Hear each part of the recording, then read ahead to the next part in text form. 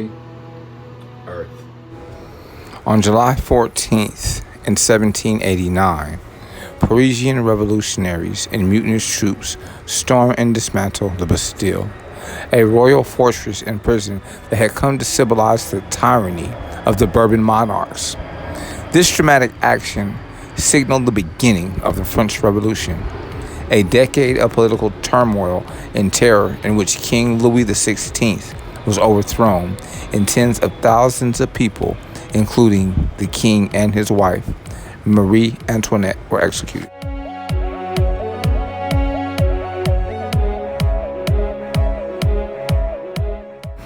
By the summer of 1789, France was moving quickly towards revolution. Bernard René Jourdan de Launay, the military governor of the Bastille, feared that his fortress would be a target for the revolutionaries and so requested reinforcements. On July 12th, royal authorities transferred 250 barrels of gunpowder to the Bastille, and Launay brought his men into the massive fortress and raised its two drawbridges. At dawn on July 14th, a great crowd armed with muskets, swords, and various makeshift weapons began to gather around the Bastille. Launay's men were able to hold the mob back, but as more and more Parisians were converging on the Bastille, Launay raised a white flag of surrender over the fortress. Launay and his men were taken into custody. The Bastille's gunpowder and cannons were seized, and the 7 prisoners were freed. Upon arriving at the Hôtel de Ville, where Launay was to be arrested and tried by a revolutionary council, he was instead pulled away by a mob, and he continued his eternity. The capture of the Bastille symbolized the end of the Ancien regime and provided the French revolutionary cause with an irresistible momentum. In 1792, the monarchy was abolished, and Louis and his wife, Marie Antoinette, were sent to the guillotine for treason in 1793.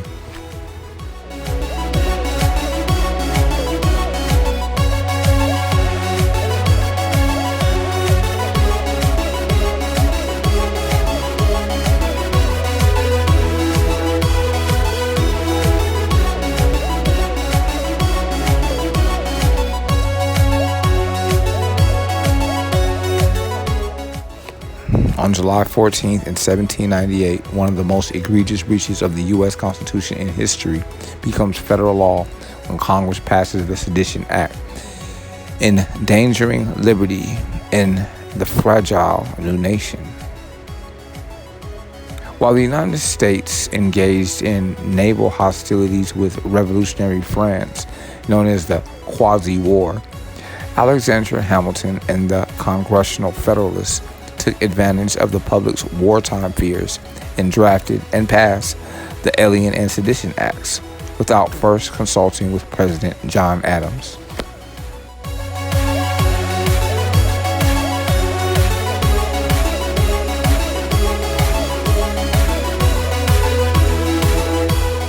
The first 3 acts took aim at the rights of immigrants. The period of residency required before immigrants could apply for citizenship was extended from 5 to 14 years, and the president gained the power to detain and deport those he deemed enemies. President Adams never took advantage of his newfound ability to deny rights to immigrants. However, the 4th Act, the Sedition Act, was put into practice and became a black mark on the nation's reputation. In direct violation of the Constitution's guarantee of freedom of speech, the Sedition Act permitted the prosecution of individuals who voiced or printed what the government deemed to be malicious remarks about the president or government of the United States. 14 Republicans, mainly journalists, were prosecuted and some imprisoned under the act. In opposition to the Alien and Sedition Acts, Thomas Jefferson and James Madison drafted the Virginia and Kentucky Resolves, declaring the acts to be a violation of the First and 10th Amendments.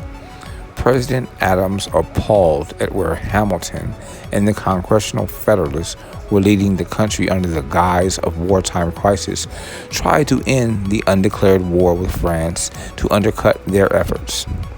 He threatened to resign from the presidency and leave the Federalists with Republican Vice President Thomas Jefferson if they did not heed his call for peace. Adams succeeded in quashing Hamilton and the Federalist schemes, but ended any hope of his own re-election in the process.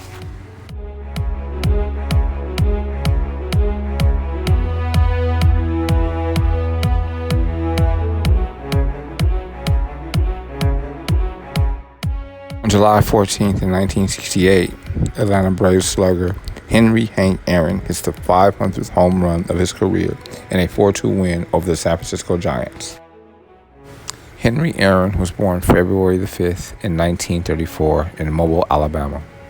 The third of 8 children, Aaron was a star football player, third baseman, and outfielder in high school, and signed with the Negro League's Mobile Black Bears while still a teenager. He joined the Indianapolis Clowns in 1952 at age 18 and helped them win the Negro League's World Series. The next year, his contract was sold to the Milwaukee Braves of the National League.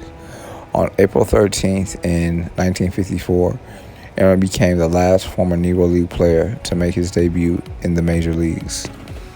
Aaron broke camp with the big league Braves in 1954 after a year of thorough domination in the minor leagues. In that, and many future seasons with the Braves, Aaron shared the spotlight with third baseman Eddie Matthews. For their careers, the two men hit a record 863 home runs as teammates and hit home runs in the same game 75 times. In 1957, Aaron won his only MVP award, hitting .322 with 44 home runs and 132 RBIs. Aaron, Matthews, and pitchers Warren Spahn and Lou Burdett led the Braves to a World Series victory that year over manager Casey Stengel and his perennial favorite New York Yankees. In 1958, the Braves won their second National League pennant in a row, but lost a World Series rematch to the Yankees. On July 14th in 1968, with 499 career home runs under his belt, Aaron hit a 3-run shot in the third inning of Giants pitcher Mike McCormick. Aaron was mobbed at home plate by his teammates and presented with an award by Braves president Bill Bartholomé for reaching 500 home runs. Aaron was already 34 years old in 1968, the age at which players of his era usually begin a rapid decline. Although 1968 was a slightly off year for the slugger, he hit .287 with 29 home runs and 86 RBIs. Aaron was not yet slowing down. Naysayers ate their words as they watched him hit 203 home runs between 1969 and 1973. On April 8th in 1974, after a winter of hate mail containing threats from racist fans, Aaron broke Babe Ruth's record for career home runs. Aaron retired from baseball in 1976 with 755 home runs. After a career of remarkable offensive consistency, Aaron retired as the all-time leader in runs batted in, extra base hits, and total bases. Henry Hank Aaron was named to the Baseball Hall of Fame in 1982. All historic information documented on this audio file can be verified on History.com.